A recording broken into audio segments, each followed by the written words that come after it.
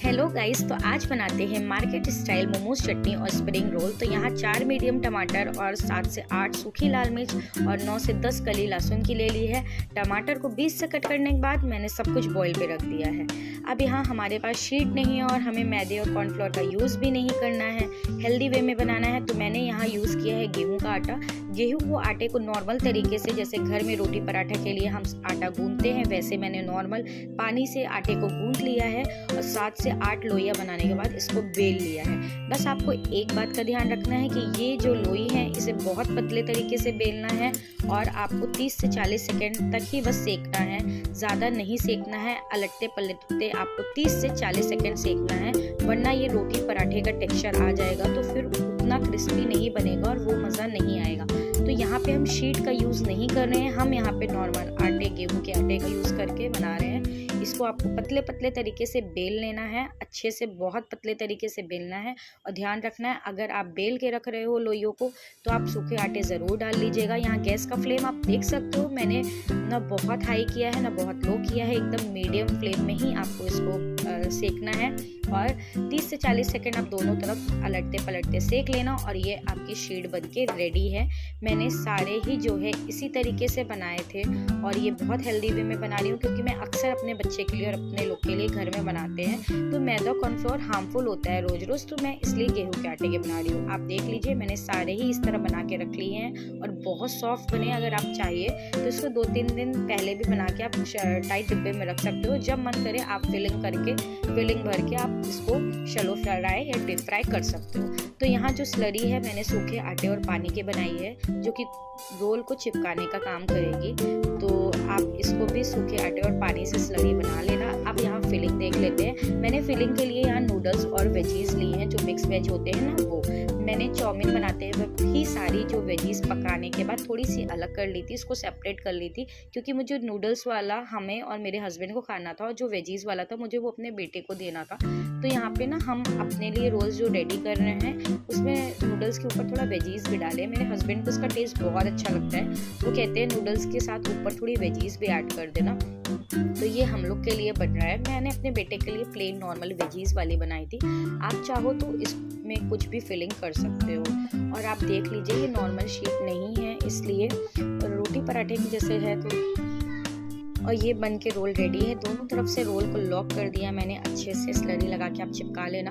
मैं रिपीट करके आपको दिखाती हूँ, मैं फिर से आपको बता रही हूँ। इस तरह की अगर आप शीट बना के रखना चाहते हो तो रख भी सकते हो, और इस तरह की फिलिंग आप कुछ भी कर सकते हो इस तरीके की शीट पे। गेहूं की आटे के आप एक तरफ से समझ लो, ये 50% पका हुआ रोटी या पराठा कुछ भी कह लो, ये वही है, क्योंकि इसमें मैदा या कॉर्नफ्लोर तो है नहीं, या बहुत पतला हमने बनाया नहीं है। और ये है कि ये ऑयल फ्री है, इसमें कोई भी 0% ऑयल है, इसमें कुछ भी ऑयल वगैरह कुछ ऐड नहीं करना है। और फिलिंग के लिए आप कुछ भी इसमें फिल कर सकते हो, पनीर, आलू, मिक्स वेज, नूडल्स, मतलब आपके ऊपर है, आप जो फिलिंग करके रोल बनाना चाहो सेम इस मेथड से बना सकते हो। इसको आपको बस ध्यान रखना है, साइड से फिंगर रख लेनी है, कॉर्नर से टाइटली आपको पकड़ना पड़ेगा, क्योंकि थोड़ा हार्ड होता है, ये खुलने लग जाता है। तो आपको स्ट्रॉन्गली इसको फोर्स करते हुए स्लरी लगा के टाइटली आपको इसको क्लोज कर देना है और दोनों तरफ से आपकी रोल लॉक हो जाएंगे और रोल बन के रेडी हैं। तो मैंने इसी तरीके से सारे ही रोल रेडी किए हैं। ये मैं एक और रिपीट करके दिखा देती हूँ। मैंने मिक्स वेज वाला बनाया है अपने बेटे के लिए, वो नूडल्स वाले मेरे और मेरे हस्बैंड के लिए था। तो ये मैं वेज वाला बना रही हूँ अपने बेटे के लिए।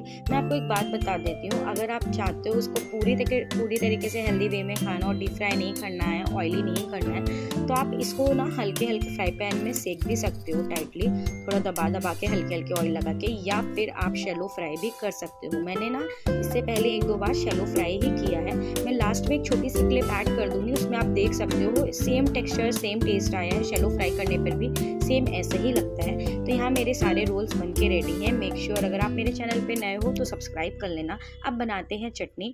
तो 10 से 12 मिनट में हमारा जो टमाटर का जो मैंने सारा चीज़ बॉईल करने को रखा था चटनी के लिए, वो ऑलमोस्ट बॉईल हो चुका है। अगर आप टमाटर को बीच से कट करते हो ना, तो बॉईल होने के बाद सारे छिलके अपने आप अलग होने लगते हैं, तो आप छिलकों को अलग कर देना।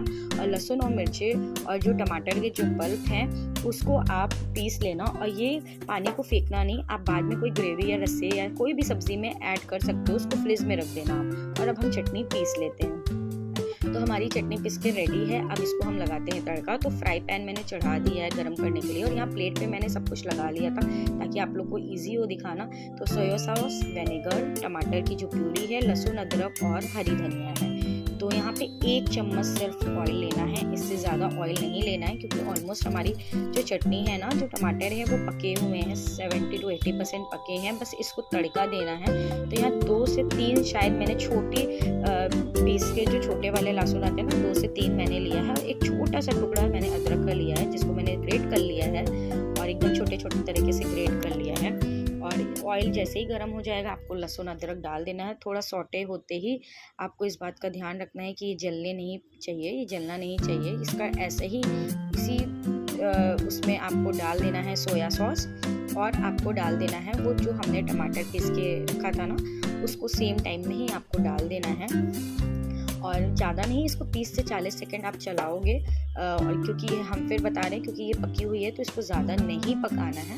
तो बस आप 30 से 40 सेकंड इसको ऐसे चम्मच से मिक्स कर दोगे। तो इसके बाद आप डाल देना इसमें वही एक छोटा ढक्कन जो हमने सोया सॉस डाला था, वही एक सेम ढक्कन से हमने यहाँ डाला है विनेगर और टेस्ट अकॉर्डिंग नमक। और अगर आप चाहते हो बहुत तीखा खाना तो आप अपने मिर्ची को कम ज़्यादा कर सकते हो। मैंने अपने बेटे के लिए भी बनाया था तो 7-8 मिर्ची रखी थी तो उसने हल्का फुल्का लगा के खाया है, उसको तो बहुत अच्छा लगता है, तीखा खाता है वो। और फिर हरी धनिया से गार्निश कर दिया है चटनी को। और यहाँ रोल बन के रेडी है। तो मैंने कढ़ाई में डीप फ्राई कर दिया। आप मेरी कढ़ाई को इग्नोर करना, मेरा फेस्टिवल था गंगौर का तो मैंने इसमें पपड़ी बनाई थी।